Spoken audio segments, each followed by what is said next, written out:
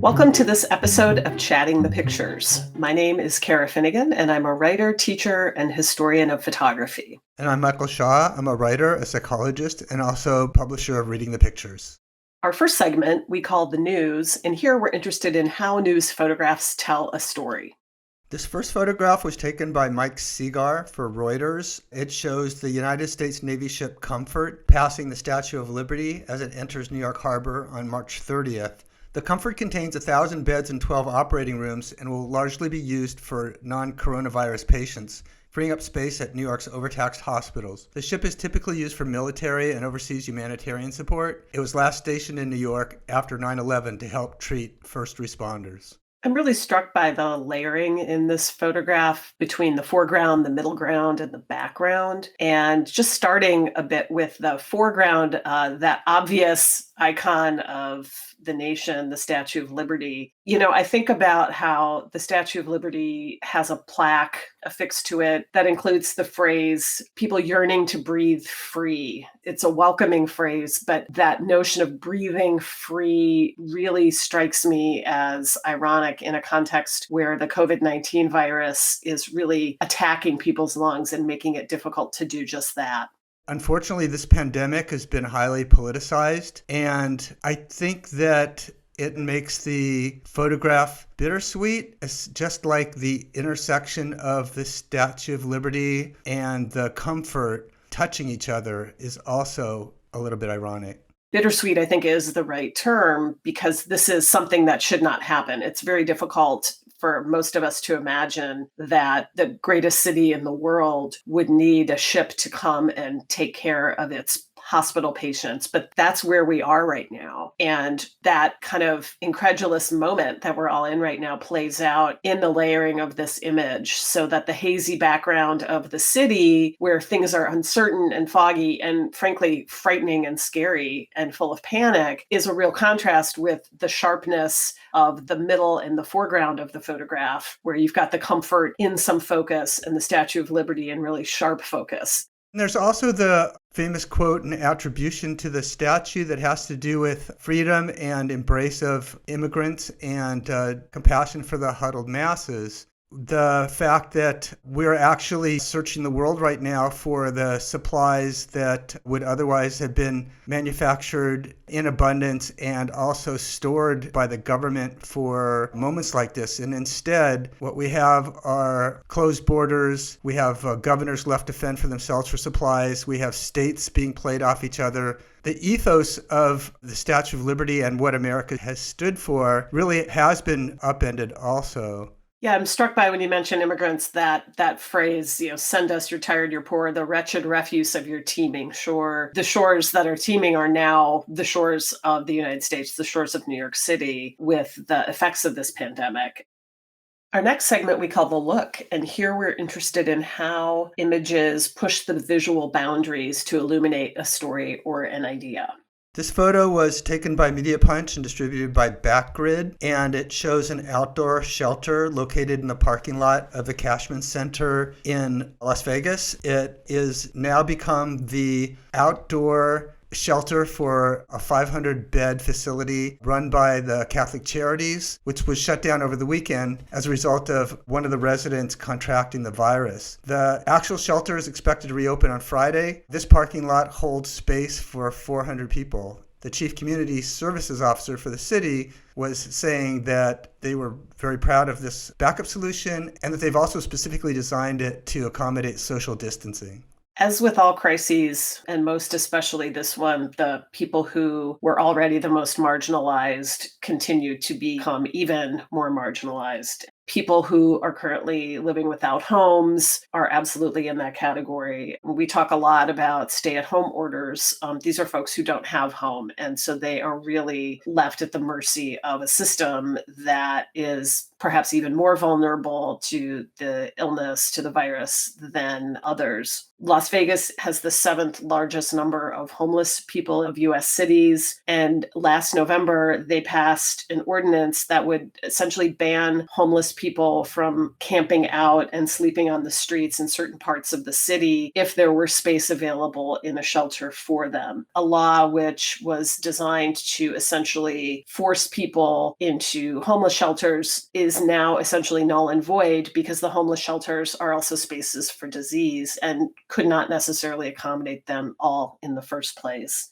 It's just really shocking to see homeless people being dumped back on the street, even if they're being provided for. And then it's really incredible that people in Las Vegas wouldn't have been aware of the real strong emotional response to these images. And I wonder if that's partly because the whole epidemic has been, at least from the government, handled or addressed in terms of statistics and numbers, as opposed to a more human and empathetic response. You saw Trump 2 days ago trumpet, actually, the fact that we may be able to hold the number of deaths in the United States to 200,000. So you start to take a more actuarial approach to these problems, and I think that that's probably been modeled from the top. And then you just think about also, you see those barricades there on the side. It's almost like this is being handled like event management, lining up all of the homeless men back to back, like you were parking cars or something.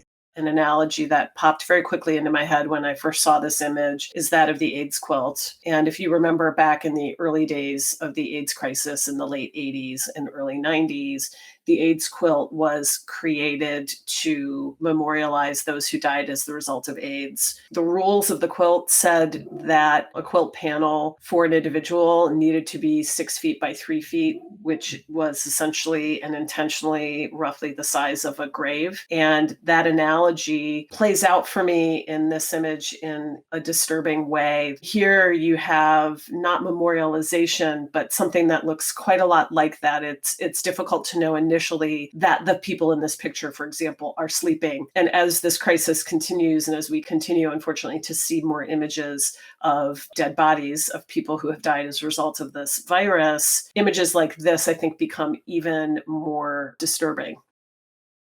Our next segment we call The Pick, and here we're interested in what makes a photograph a good editorial choice among lots of options.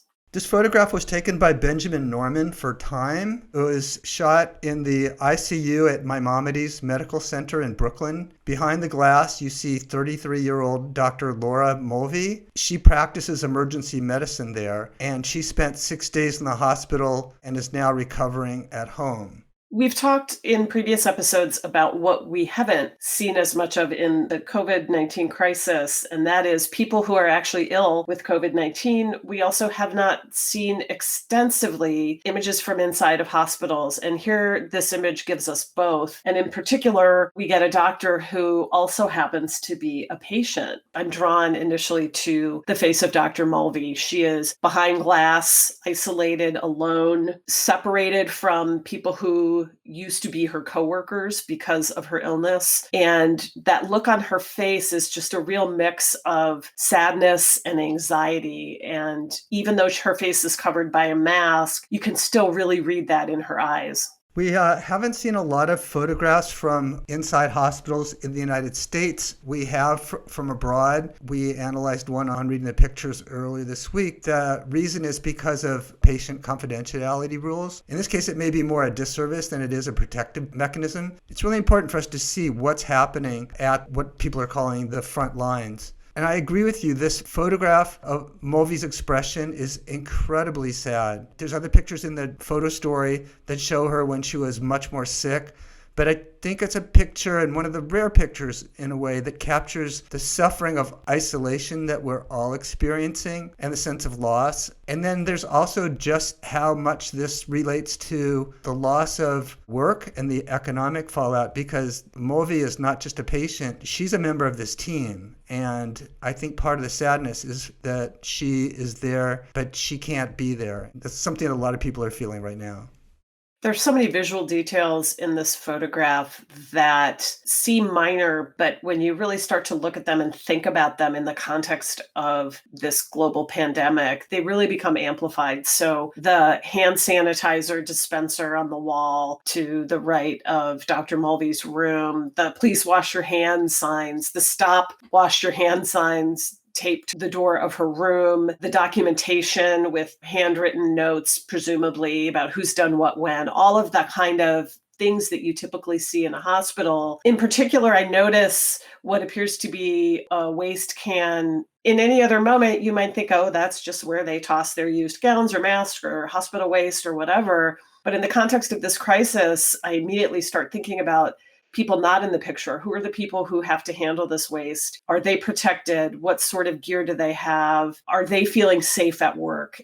What's been apparent from day one, even if it's been minimized by the administration, is the shocking absence in this photograph of necessary supplies, and particularly the PPE or personal protective equipment. Again, this is an ICU, and we have a very contagious virus where it's very difficult to ascertain even who's a carrier. None of the people in this photograph, the nurses or the doctor, none of these people are wearing protective suits or protective gowns. They're mostly wearing surgical versus respirator masks. This is all equipment that is absolutely necessary, standard issue in a crisis like this. And here in America and here in this photograph, that basic equipment is missing.